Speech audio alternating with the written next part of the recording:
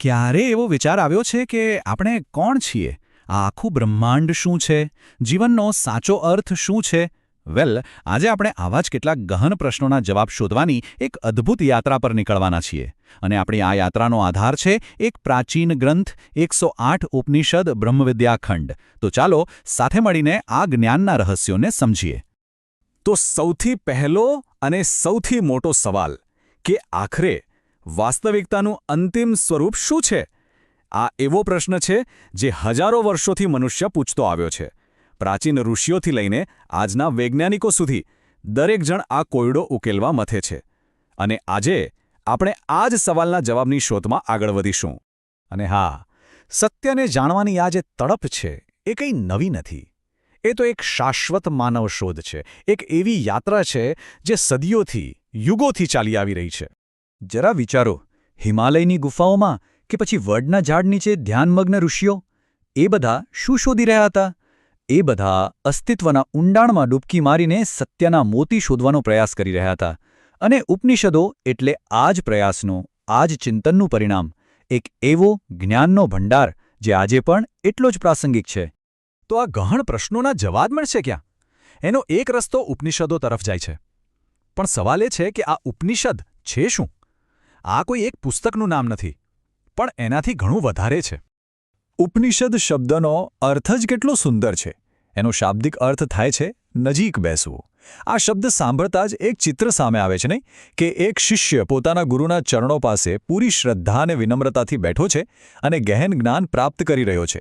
આ કોઈ ક્લાસરૂમ જેવું નથી, આ તો જ્ઞાનનું હૃદયથી હૃદય સુધીનું પ્રસારણ છે. ઉપનિષદો આપણને મૂળભૂત પ્રશ્નો પૂછવા માટે પ્રેરે છે. ખરેખર હું કોણ છું? મારો આત્મા શું છે? આજે દુનિયા દેખાય છે એની પાછળનું પરમ સત્ય એટલે કે બ્રહ્મ શું છે? અને આ જીવનના ચક્રમાંથી મુક્તિ કેવી રીતે મેળવી શકાય? ઉપનિષદો તૈયાર જવાબો નથી આપતા, પણ એ આપણને આત્મખોજ માટેનો એક નકશો જરૂર આપે છે. આપણી આ જ્ઞાન યાત્રામાં આપણી પાસે એક ખાસ માર્ગદર્શક છે. 108 ઉપનિષદ બ્રહ્મવિદ્યાખંડ નામનો ગ્રંથ. ચાલો આ શીર્ષકને જરા ઊંડાણથી સમજીએ, કારણ કે એના નામમાં જ એનો આખો સાર છુપાયેલો છે. તો આ રહ્યું શીર્ષક. ચાલો આને એકદમ નજીકથી જોઈએ. આમાંનો દરેક શબ્દ એક ગહન અર્થ ધરાવે છે. અને જ્યારે એ બધા સાથે મળે છે ત્યારે આ ગ્રંથનો હેતુ અને એની વિશાળતા સ્પષ્ટ થઈ જાય છે. તો જુઓ, 108 આ એક પવિત્ર આંકડો છે જે પૂર્ણતાનું પ્રતીક છે. ઉપનિષદ એટલે ગુરુ શિષ્ય વચ્ચેના આધ્યાત્મિક સંવાદો. બ્રહ્મવિદ્યા એટલે પરમ સત્યનું જ્ઞાન, the knowledge of the absolute reality. અને ખંડ એટલે એક ભાગ અથવા વોલ્યુમ. તો આખા શીર્ષકનો અર્થ શું થયો? પરમ સત્યનું જ્ઞાન આપતા 108 પવિત્ર સંવાદોનો સંગ્રહ. આ માત્ર એક પુસ્તક નથી, પણ આધ્યાત્મિક જ્ઞાનના બ્રહ્માંડનું પ્રવેશદ્વાર છે. અને આ કોઈ નાની સૂની પુસ્તિકા નથી. કુલ 424 પાનાઓનો આ ગ્રંથ જ્ઞાનનો એક મોટો ખજાનો છે. એનું દરેક પાનું આપણને આપણી પોતાની ચેતનાની ઊંડાઈમાં ઉતરવા માટે અને આપણી અંદર રહેલા સત્યને ઓળખવા માટે આમંત્રણ આપે છે. પણ આપણે એ વિચારવું રહ્યું કે આટલું પ્રાચીન જ્ઞાન સદીઓ પછી પણ આપણા સુધી પહોંચ્યું કઈ રીતે? એનો શ્રેય એ સમર્પિત વ્યક્તિઓ અને સંસ્થાઓને જાય છે જેમણે આ અમૂલ્ય વારસાને સાચવવા માટે પોતાનું જીવન સમર્પિત કરી દીધું.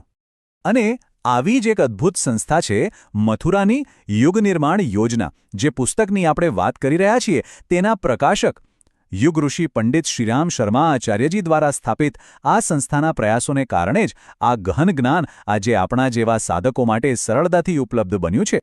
જરા કલ્પના તો કરો એ યાત્રાની જે આ જ્ઞાની કરી છે. પ્રાચીન ઋષિઓના મુખેથી શરૂ થઈ, પેઢી દર પેઢી મૌખિક પરંપરાથી આગળ વધી અને છેવટે 2010માં આ પુસ્તકના રૂપમાં આપણા હાથમાં આવી. આજ તો આ જ્ઞાનની શાશ્વત શક્તિનો સૌથી મોટો પુરાવો છે. પણ એક સવાલ મનમાં જરૂર આવે, ખરું ને?